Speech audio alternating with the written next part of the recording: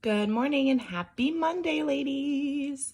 Today we're on Module 5, Lesson 28, and this is the second to last lesson in this module. So I just wanted to say awesome job getting through this entire module online.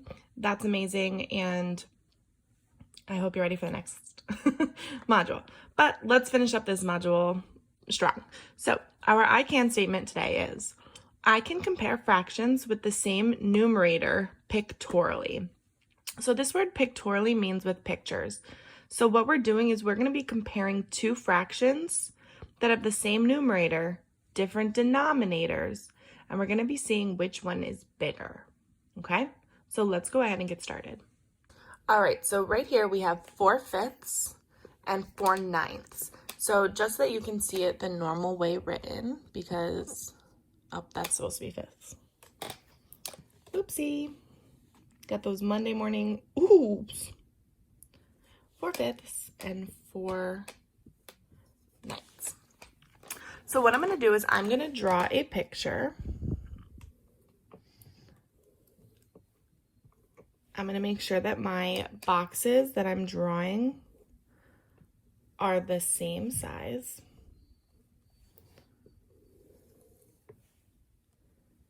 So I'm drawing boxes that are the same length, and I'm just cutting them up into different amounts of sections. If I wanted to draw a box, and let's say the other box I wanted to draw was only this big, obviously that box is smaller. The boxes need to be the same size for this to work, okay?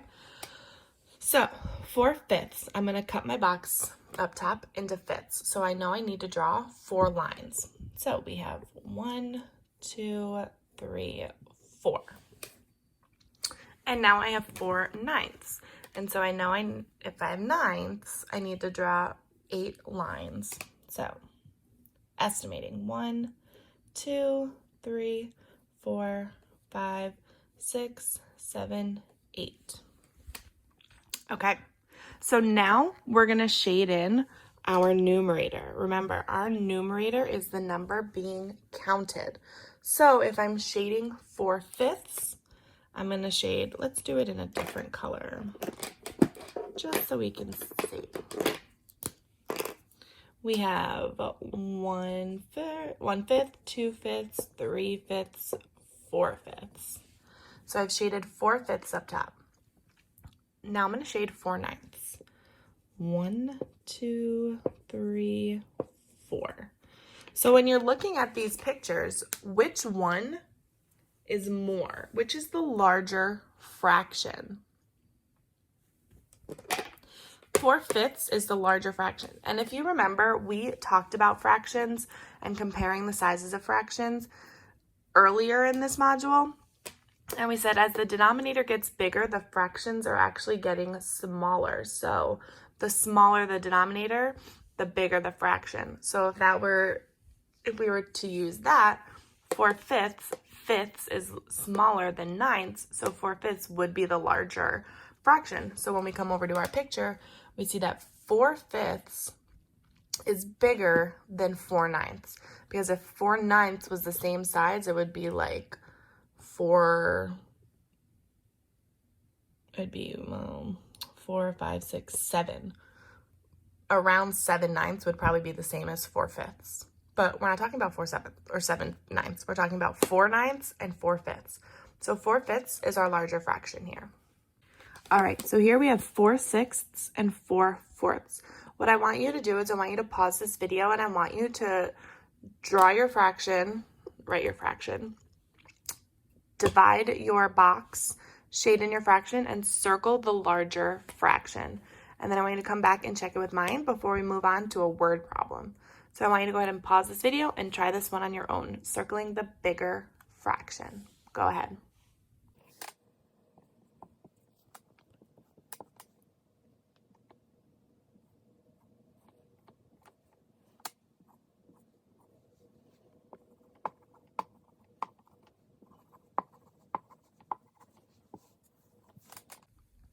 So 4/6 and 4/4. If we're doing it the way without the picture, then we would know that the smaller denominator is the bigger fraction. But we're showing it in a picture. So I drew my rectangle, I divided it into 6 up top and 4 on the bottom, so they're the same size rectangle. So they're the same size picture. And I shaded in 4/6 up top, and I shaded in 4/4 down below. Now I know that 4/4 equals 1 whole, so my whole entire rectangle down here is shaded in. So off the bat, I know that that's bigger because this one doesn't equal a whole. If this was 6/6, they'd be equal.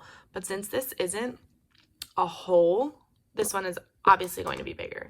But that shows in my picture. It shows I have 4 shaded here, I have 4 shaded here, but I still have 2 boxes open up here. Whereas this one, I don't have any open boxes. So this is my bigger fraction. So if you circled 4/4, awesome job. All right, so here's our word problem. Abby and Laura use 1-inch rulers to measure their caterpillars. Abby's caterpillar measures 3/4 of an inch. Laura's caterpillar measures 3/8 of an inch. Whose caterpillar is longer? Draw a picture to support your answer. If your question says specifically to draw a picture to support your answer, should you have an answer without a picture? No, you should not. If you said yes, you're wrong. You always want to follow the directions specifically. If it says draw a picture, if it says draw a number bond, if it says draw a number line, if it says write a fraction, this is literally telling you what to do. Draw a picture to support your answer. Because sometimes you might get the wrong answer, but if your picture matches how you got your answer, or it might be the right way to show it, but you put the wrong answer down, you could still get some credit. So you always want to show as much work as you can. Like I always say, Princeton, Harvard, I know you can attest to this. If you don't see a picture, draw a picture. But this one's literally telling you to draw a picture. So we're going to draw a picture. So I'm just going to move this to the side. We're still going to be able to see it. So Abby and Laura use 1-inch rulers to measure their caterpillars. That we don't really need to know or draw on our board. Abby's caterpillar measures 3/4 of an inch. So Abby's caterpillar measures 3/4 of an inch. So I just wrote A for Abby and 3/4 of an inch. Okay.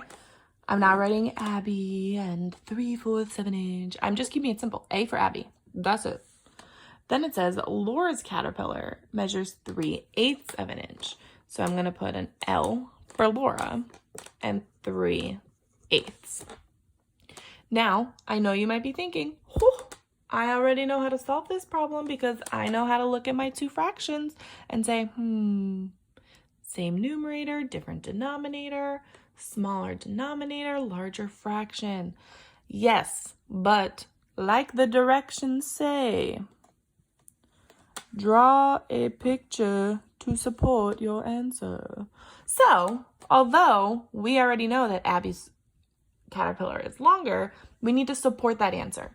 Okay, so I'm going to preemptively circle A because I think her caterpillar is longer based on her fraction. But I'm going to draw my picture to support my answer. Because you have to argue that your answer is correct. You have to say to these people grading your paper, my answer is right and here's why. So 3/4. So I'm going to break it into fourths. 1, 2, 3/4. And 8ths. I'm going to break it into fourths. And then I'm going to break those in half. And let's see, 1, 2, 3, 4, 5, 6, 7, 8.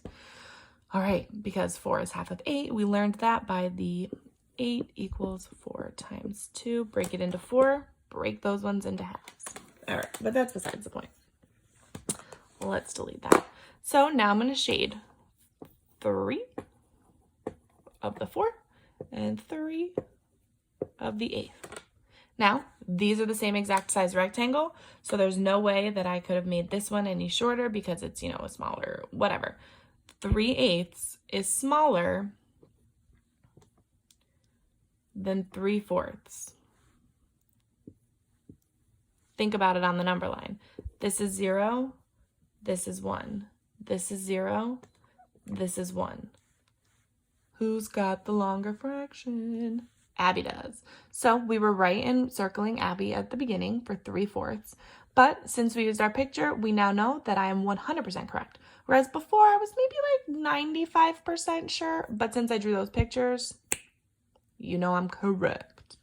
So I'm going to give you guys a word problem to solve, and then I want you to check your answer with mine, kind of like a challenge. I'm going to give you a little bit of a challenge, and I want you to send it in. Now, I want you to send in everything you've been doing just so that we can check and we can mark you down as having done work at home, because obviously we're not there to see. So you sending in your work from the mini lesson and from the story problem, as well as any ELA work that you might do in your packet, tells us that you are working and we don't need to worry about you and that you're doing just fine. Okay, so I want you to go ahead and send in the next problem to us. So here's your problem. Kayla and Megan each bake the same size chocolate cake. Kayla puts 5/10 of a cup of sugar into her cake. Megan puts 5/6 of a cup of sugar into her cake. Who uses less sugar? Draw a picture to support your answer. What I want you to do is I want you to read this again. I want you to read it really carefully because it's tricky, okay? And I want you to draw a picture to support your answer. So what I want you to do is I want you to solve this problem, send it in to us, and we'll let you know if you got it correct or not, okay? I'm not going to solve it on this video because I want you to actually try it and send it in so that we can check it, all right? So go ahead, solve this problem, and then when you're done, send it to us, and then you can head on over to Zern. All right, have a good Monday, ladies, and we'll see you tomorrow.